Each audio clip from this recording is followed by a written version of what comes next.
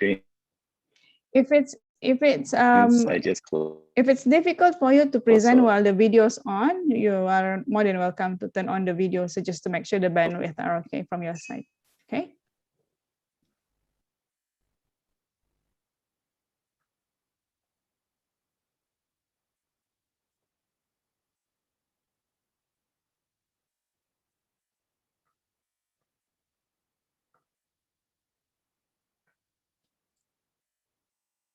You are mute, brother. Please unmute your mic.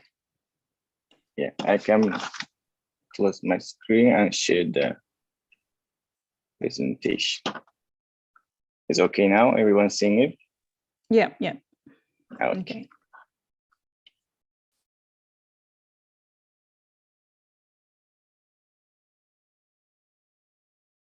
So should I start? Yes, yes, go ahead when you're ready. Yeah. Bismillahirrahmanirrahim. So the presentation is about the adoption of the e-government service in the developing countries, like the case of the Iraq, supervised by the Prof. Ahlan. So the table content will be like the research background, problem statement, and the research question, research objective, the lecture review, and the research methodology, and this outlet, and the Gantt chart, and the reference part. The background will be like the recent development. We all know like the development of the internet and the IT things in the last centuries, and the recent development of technology in the communication system, especially information revolution and taken place in the 21st century. And have resulted in many changes in around the world. So the e-government is one of the base, the change in the happening in the human being lives. It's like it's a good way, and we can like easily access and everything with the e-governments around the government services. And it's being more providing more efficient service and easy to access information. The e-government has the considerable increase in the global significant, making life easier and more flexible. And such a technology, this helps to minimizing the resource sharing and increasing the public contribution to and evaluating of the governmental performance. So it's like increasing the performance of the each government. That's all around the world. But when we coming to the Middle East, the case, the Middle Eastern countries has the some of them have made a great improvement in the e-government service. But when we say coming to the Iraqi case, the Iraqi case, like Iraq, if Iraq want to wish to reach the other Middle Eastern regions, it should be have like a strong infrastructures to in terms of the communication to be in the e-government sections of the developments. So it's like the Iraqi ones like still in the 2003, like what happened in the 2003, the invasion of the United States, and even after that we start developing the ICT based infrastructures. Before that was like the ICT was limited by the many factors that involve the political and the economical and the social factors that faced the Iraq. And this factor isolate the country from their numbers and limited their interaction with the outside of the countries. But for the developing and implementing the e-government projects, it's required opening to the world and other technologies that are around the world and without any restriction. But therefore, they made many good effort to build and making the e-government of the one of the good and modern, effective government projects. But as a result, like if we come to the governments of the Iraq, like when after the Ministry of after 2003, the Ministry of Science and Technology in the mid of the 2000 has established in the June 2004, and the United Nations called all his members to start to helping the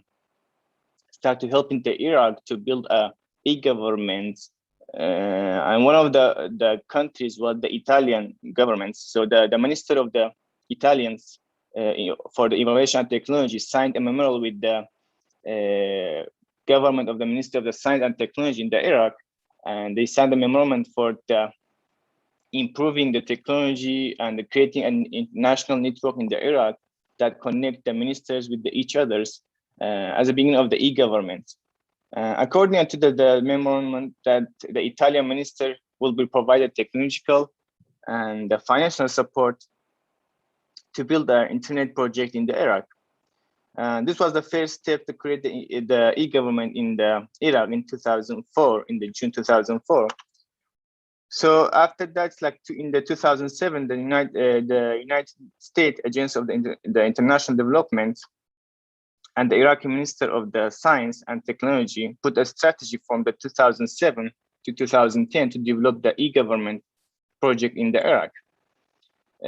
But unfortunately, this strategy will ensure that was the problem to ensure has the enough support for the sponsorship. But what happened in 2009 in the Iraq, like it was like calling the local war. It's like start to attacking the foreign armies here and attacking everyone's who's against against the government, all the government. So it was everyone start to stop like supporting and going away from the Iraq because of the security issues.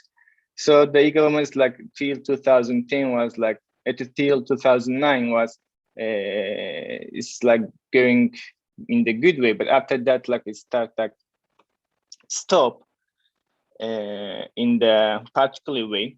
But when you come to as a result of the stop it, the government has signed so it was no longer affected by it was not the e-government was not affected in the good way, and it start like each department of the government start doing their own websites and trying to giving the information to the people. So it was like that. It was like it will be messy and separating everyone's doing by their things by themselves. For that, like it's like faced a lot of problems. And we come to the problem statements. Like you can say much has been said and written about the e-government adoption among the government institutes, business, and students through the use of the ICT. However, many of these goals were for reach for the main developing countries, especially those in the Middle East. Many limited in the scopes and are not comprehensive, while the others facing some problem issues with the developing in e-governments. But when we come to in the general things, when we look from the lecture reviews, we can see that like 35% of the e-government implementation in the developing countries can be classified as a total failures, that projects never start or started but immediately abandoned. And the other 50% are the particularly fails, that the major goals are not attained in their understandable outcomes. So it's like developing e-government, especially in the developing countries, is like it's not an easy steps and have a lot of like difficult. We will talk about that difficult in the lecture reviews. But therefore, like the adoption of the implementation of the e-government in the Iraq are facing a variety of the factors and the issues. Since the government project in the Iraq was affected by the low awareness from the Iraqi citizens, it's true that most government are looking toward the developing in the many technological fields, and they always face some limitation to the implementation of the e-government project, and it can be clearly seen like the corruptions controlling with the e-government in the developing countries, and especially in the Middle East, and how is it affected to the control the corruptions, and that's the main problems for the almost every in developing countries that they're facing the corruptions. So the research questions will be about what the factors and the issues influence and adoption of the implementation of the e-government in Iraq. what the extent of the awareness among the citizens toward the e-government projects, and does the implementation of the e-government project in the Iraq approach the failure or the success? What's the impact of the government on the controlling the corruptions? That will be the research questions. So the research objective, like the main objective of this will be is addressing to the current challenge in the adoption of the e-government served in the Iraq, and object will be to define the factors and the issues influence the adoption and the implementation of the e-government in the Iraq. The second will be to identify the extent of the awareness among the citizens toward the e-government projects. The third will be to investigate the implementation of the e-government project in the Iraq approach the failure or the success. The fourth will be to investigate the impact of the e-government on the controlling the corruptions. And the lecture review to be like about the government definition, government history, types of the government's development model, e-government benefits, e-government stage, the challenges of the e-governments and other countries' experience. So I will talk about each of them like in the short way. And the e-government definition, like we can say the concept of government has created a lot of the debates among the researchers in the publishing lectures, and there are a number of the definition of the e-governments that tend to reflect the researchers specific in the interest of the, but we can say that they are all trying to explain the e-government in the concept of the internet, and that will be like the base of the internet. When you come to the e-government history, it's like if you are talking about all the e-learning, e-commerce, and other e-technology, electronic technology, we can come to it start from the 1919. So after that, all governments around the world in the global have the official websites between the 1994 to the 1999. Till 2000, there was around 168 national governments with their own websites in the 2002, and they was like serving the basic information about the governments to the citizens. And as one of them was the US, the US who was like established the access to America in the 1997 by the vice president of the United States that time. But when we come to the Iraq for the history, like Iraq is the ranking of the Iraq is really low, and the rank is like around 143 in the UN e-government service ranking, and the low ranking maybe like we can see that what happened after 2003, the invasion of the Iraq, which become after that they became known as the Iraqi War. So it was the main reason of the facing like the low ranking of the Iraq and the wars that faced all like past 35 years of the Iraqians. So it's almost destroying all the infrastructures, and it was hard to like start from the zero again and again. And when we come to the types of the e-government delivery models, we have the 4 types of the delivery models, like each government trying to access through them. The first one and the main and the basic one is like the government to the citizen. When the government to the citizen represent the application to providing the citizen information and enabling them to do government transactions, like the connection with the government and citizens. When we come to the second model is that the government to the business. The government to business is the basic on the political things, the rules, the regulation with the private sectors, exchange between the government and the private sector, and all those services will be like under the government to the business model. In the third one will be the government to the government, and that part will be like with the government and their other departments over a super database, and it was classified the e-government to the government. Will be the effective this will be saved in the effective way and save time, decrease the cost, increase the efficiency. And the last one will be government to the employer. Actually, some in the lectures, like they say, it's like is the part of the government to government, but in the most of them they say it's a separate section, because like it's just focusing on the employers, and between the government and the employers, it will be focused on the training and e-learning service for the employers.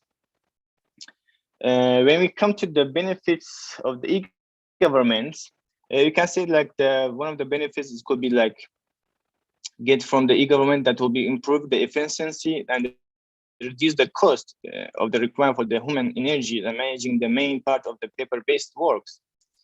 And the other benefit will be related to have the great communication amongst the three main compounds of the e-government, who is like the private sector, people, and the governments.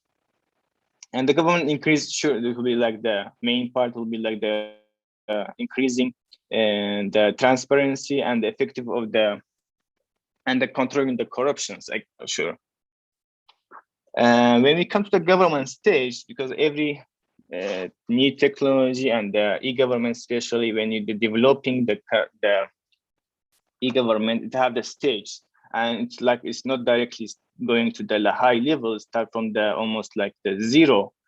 So the first stage will be the present stage, and this stage will we have like the basic information of the information, the future and the internal steps for the developing e-governments. How will be like internet based, like on the websites, and having the basic technology, and it's the easiest and the low coster, and you have the low cost in this part. When it comes to the other section, other stage is the interaction stage. And this stage, like the main interaction stage, is improve the government department websites by adding like a search engine or downloadable forms or the including the emails or other parts of like the basic parts again. But when we come to the third stage is at the transaction stage, and almost the most of the majority of the e-government systems failed in this stage, because like have more available is for the citizens, and this one will be like tax paying, issuing the passport, issuing the identification cards. So it's like it's a challenging part, a challenging stage. So the most of the governments fail in this part.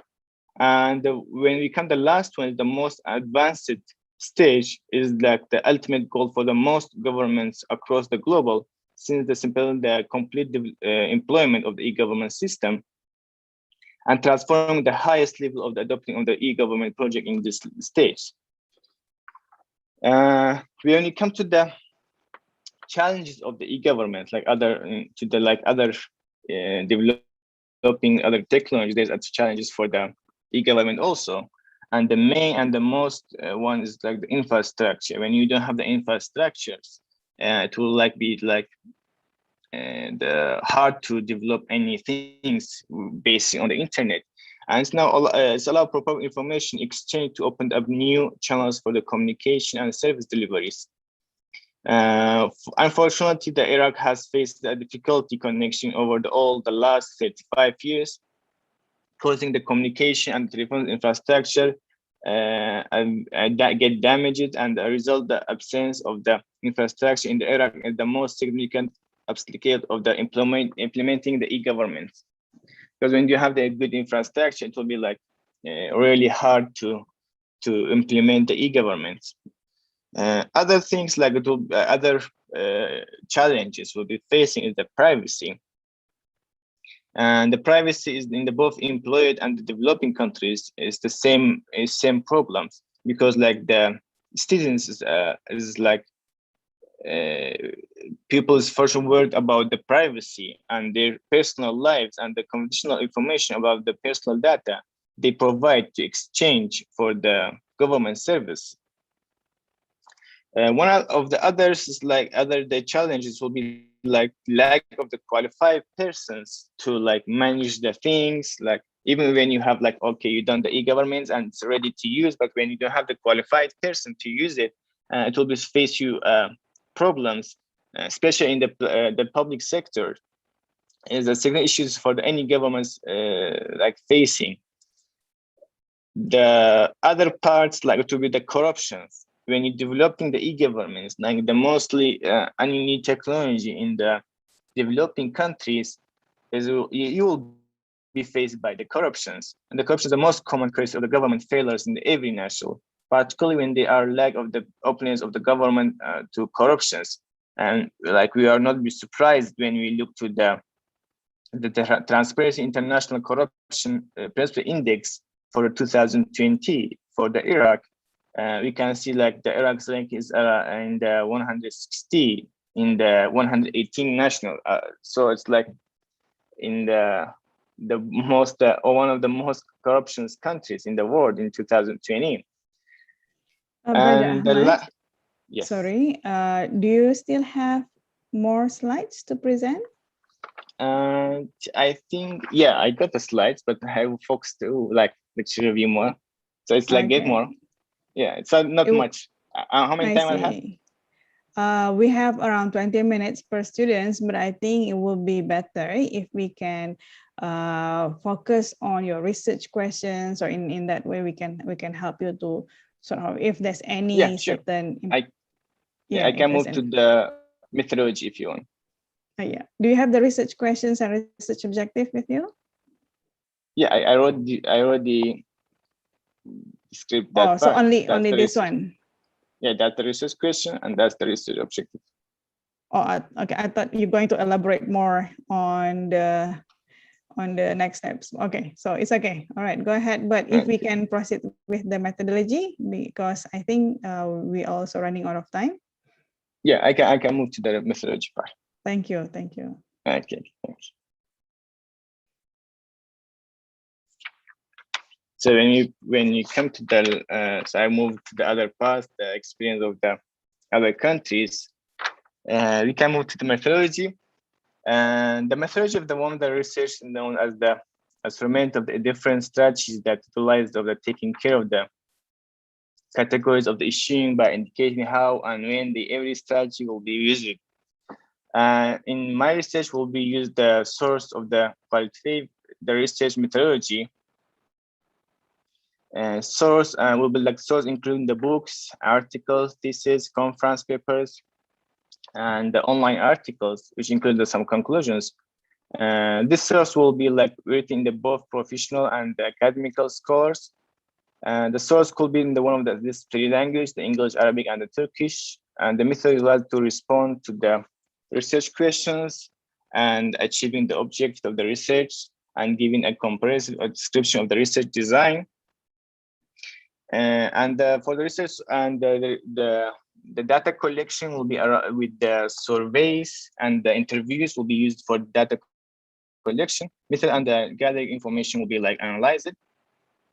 However, like if we take the wide population of the area, will be like take you time, cost, like it will be hard to, and it's not be accurate to do the analyze for that. So we will applying the sampling for the data collections. That will be like we'll be applying the identify the whole and what will be included to the study rather than the wild population for the sampling things. So that will be the methodology part, and that's this outlet. That will be the chapter 1, 2, 3, 4, 5, and that will be like the Gantt chart. The Gantt chart will be like from start to the March 2020 to the February 2023. Yeah, that's the reference part. So that's all the reference that we use it. Yeah, thank you. Okay, thank you, brother. I can use my. Yep. Okay, so now we will come to the next step, which is a question and answer session. Okay, so I think this time, please take note, especially the feedback, which will be very useful for your study. Okay, the previous two students really benefited from it, so I'm very sure you will. So let me open the sessions to all participants. If there's any feedback, questions, suggestions that you would want to highlight to or share with Brother Ahmed.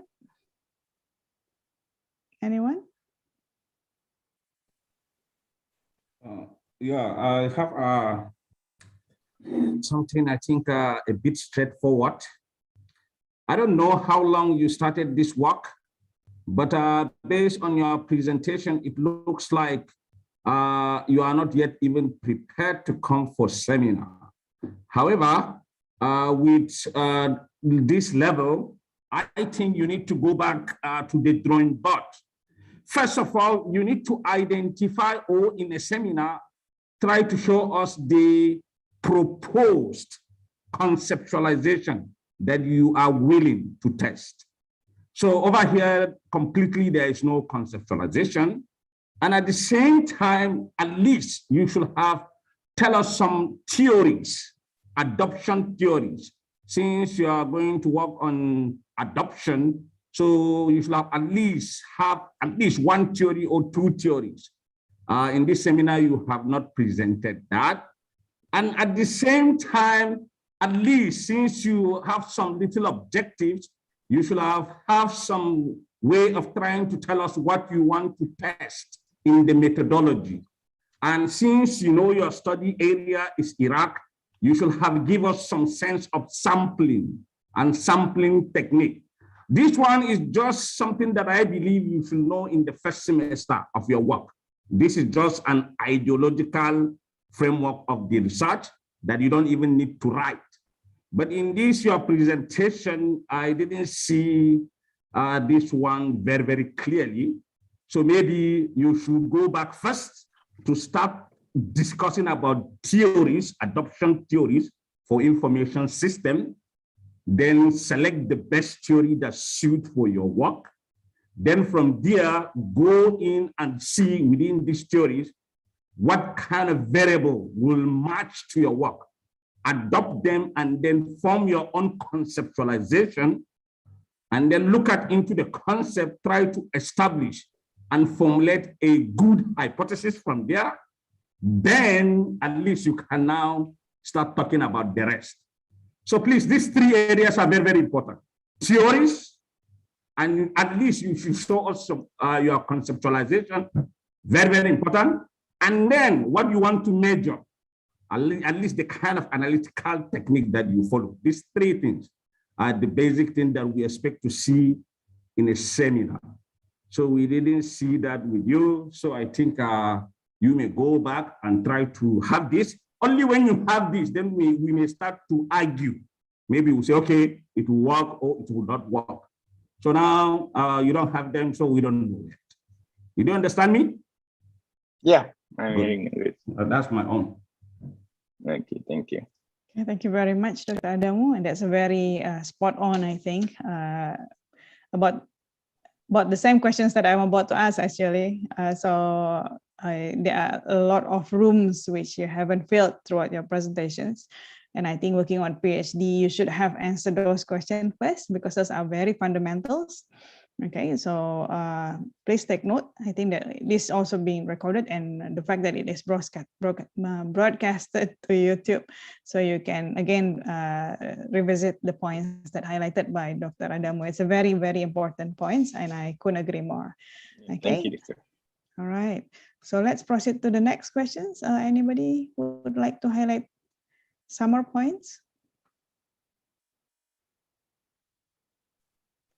For any students, feel free if you want to share your thoughts on Brother Ahmed's presentations. Yes, I want to ask. Mm-hmm. Yes, brother. In the e-government, health and education in your country, what's the position of health and education situation? And the government have include the health and education in the e-government or not? I didn't get your question. I am asking that, and the main thing is education and health in every country. So, is your government adopt include the health and education in the e-government or not?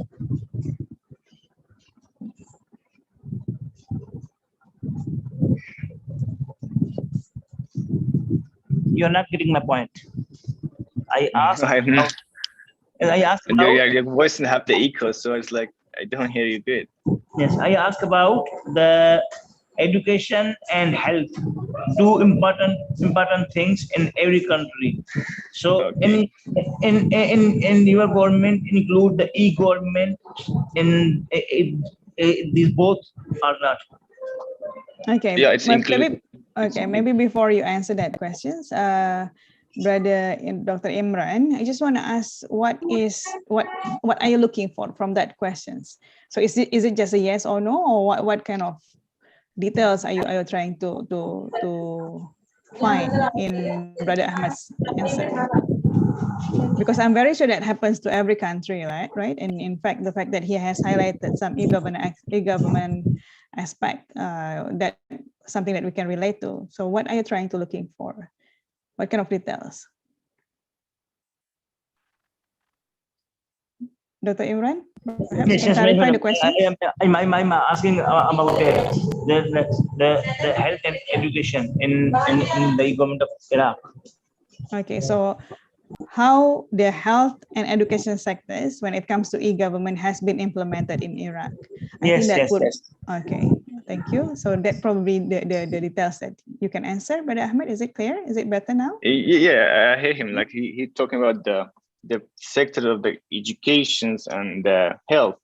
Actually, I think it's like in all around the world. Like after we have the COVID and we start like knowing how it's like important the e things like the e-learning, e-health, e-government in the general. So in the Iraq, when we face that, especially like the e-learning, like the e-education, it's like when we see like it's hard to manage things with the e-government because like that Iraq is so difficult because we have two different governments and two different education governments, and because the Iraq is two parts, you can say that.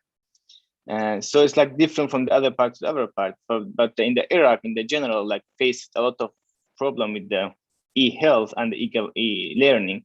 So it's like, yeah, it's included in that one. So it's like it will be in my thesis with the indication and the failures and the success of the e-learning and the e-education and e-health with that part. Okay, so yep, so that has been the focus in the country too. All right, thank you. Yeah. All right, we have Dr. Shariar. Any questions, Doctor? Assalamu alaikum. Salam. I want to ask Brother Ahmad, since from my understanding, you're trying to study the adoption of e-government in Iraq, right? Yes. Do you have a preliminary hypothesis? Because adoption of e-government has been studied at a lot of places, right? Do you have a preliminary hypothesis that the adoption in Iraq is affected by, certain other factors compared to what has been already studied? Or are you just going, or you don't know yet? And I still, like, if you say about the hypothesis, no, I still don't have the hypothesis. No, we don't have that one yet. Okay. So my just suggestion is that because adoption and all these related disciplines have been studied in various countries, and because I was looking at the literature that you presented, so what would be a good start? I think to have a fundamental base is to look into those exact replicas of what you're going to do and see that are you going to just replicate another study in Iraq, or are you going to look into it into another perspective that can provide with, because why I'm saying this is because given the geopolitical situation of the country, is there something interesting that we can find? Or is it just going to be study, for example, in Malaysia, and then we study the same thing in Iraq and just replicate the thing, right? Something that you should think about. Just my suggestion on that part. Okay, thank you very much, Dr. Syariar. It's a very, very, very valid point when you want to do a country-based study. So usually the first thing that you should ask yourself, how different it is from other country-based study, because it's not as simple as that things has been done in other countries, but never been done in Iraq. So then it's worth study. I don't think that is the justification. The justification should be what is unique about Iraq, which other country can learn from your study. So maybe if it's something that related to economy, so if other countries have experienced similar economy, because I'm very sure last time Iraq was embargoed, right, in terms of economy, how that affects the innovations actually being implemented in the country. So if you can sort of highlight and justify, if you can justify that in the context of your study, why it is important and needs to be done in Iraq, highlight the potential benefits if you conduct this study to other countries, because I'm very sure in most of the aspect. Okay, so most of the aspects that you have in Iraq are very much similar to other developing countries. So if things has been conducted, for example, the same study have been conducted in, say, in Lebanon, would that be different findings to yours? So highlight that. We may not be able to relate to that local or things that is very unique to the country. Okay, so I think that's a very important point. Thank you very much, Dr. Syariar. You highlighted a very important points, and that needs to be answered the soonest. That is your on-off button actually. If it's something unique, then you should proceed with the study. But if a lot of things is similar to other countries, and you will not be able to find what is unique, which will be your contributions, then you should look at, see whether you can find a different thing that may be more contributing to the knowledge, to the policy implications and whatnot. Okay, so it's not just because of it has been done in another country, but not in my country. So I don't think that is a simple, I don't think that is a justification at all. Okay. Yeah. Okay. Thank you. All right. Mira, can I add something to that? Sure, Prof. Yes, please. All right, Ahmad, long time no see. Yeah, I've been communicating textually and not seen in face for a long time. I hope you're safe over there. No, it's a bit of challenging, to communicate when you're very remote in other parts of the world. Yes, exactly. But I think you have benefited from the inputs from our specialists, audience. I think those are valid concerns and issues, especially when you're doing a PhD, because at the end of the day, in a PhD, the contribution, matters so much. So in the end, we want to know what is the contribution to knowledge. So it has to be, there must be some uniqueness, some novelty, some originality. Okay, so I think some of those issues have already been highlighted by those who have given you input earlier. I think in terms of what you have presented, the methodology section seems to, I think you need to put more effort in terms of, detailing, the steps and also, the particular designs that you need to, to chart for your PhD or for your research work.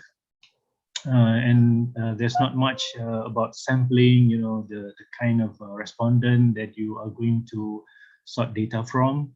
Okay, so those things I think need to be identified. And in order to do this, effectively, you may have to revisit your research questions and also your research objective again. Maybe there were some inputs I've given you earlier, but sometimes when we are just exchanging the the discussion over emails, maybe the message didn't get through effectively. So Yes. maybe this kind of conversation would be more effective. I think you need to determine also, because in your research objective, I think they are quite exclusive. Research objective 1, 2, 3, and 4, even though they are aligned to the questions, but they are quite exclusive, each of them respectively. So here, I think you need to identify which one do you really want to focus, because if you were to, undertake each of the questions and objective, it is as if you are going to do multiple studies in your research. Okay, and each one may require you to have, particularly designed to achieve the objective. So here I would suggest again, if you have founded your, the study based on certain theoretical foundation or certain phenomena that you want to investigate, then anchor on that one, and then really, test that one in, in the process, right? Whether you take an exploratory approach or you take an explanatory approach, I think that it depends on how you frame the question and the objectives. Because if you look again at your objectives, in terms of respondent, maybe you may have to approach different set of respondents for each of the objective. So in the end, if you have different kind of respondent, then you probably will be, combining different units of analysis in a single study, which is going to be very complicated. Okay, for example, the question of the extent of awareness about e-government in Iraq, or maybe region in Middle East, that one, you have to identify who should you ask question to, when you want to get, data about the extent of awareness. Okay, and for example, maybe you need to approach, government, government officials, or maybe people in the IT, domain that are involved in government project or government systems, right? But in other objective also, you have something about controlling corruptions. Okay, so if you want to measure this, who probably will approach for data. So it could be citizens, right, in terms of how they perceive corruption in the government. So each one will have different set of respondents, and you end up, having different unit of analysis.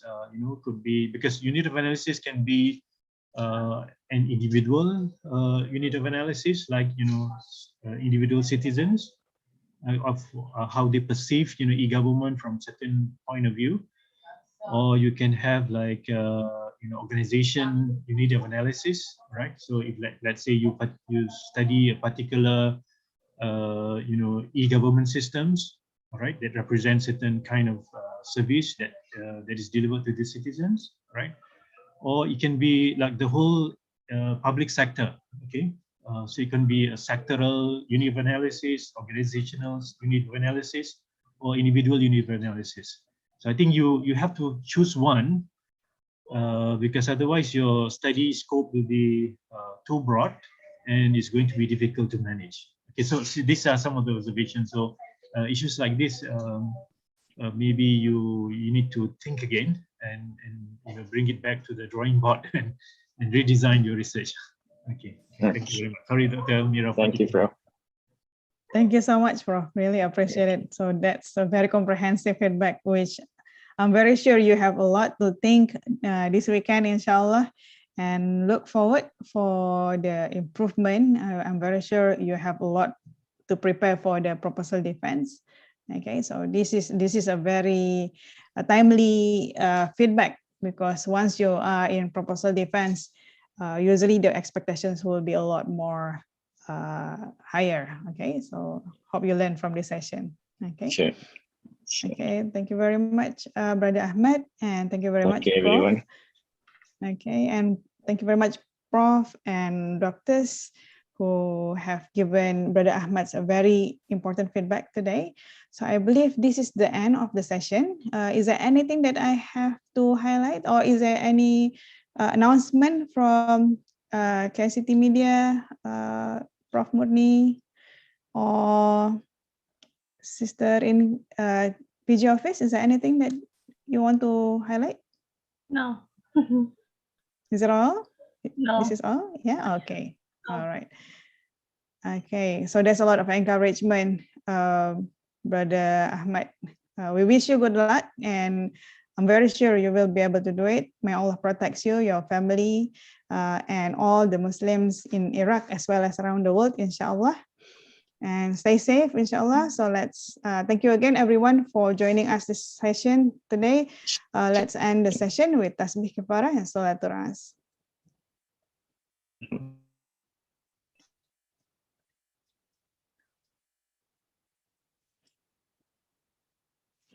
Okay, Amin ya Rabbal Alamin. Again, thank you very much, everyone. May Allah bless all of us, protect us, and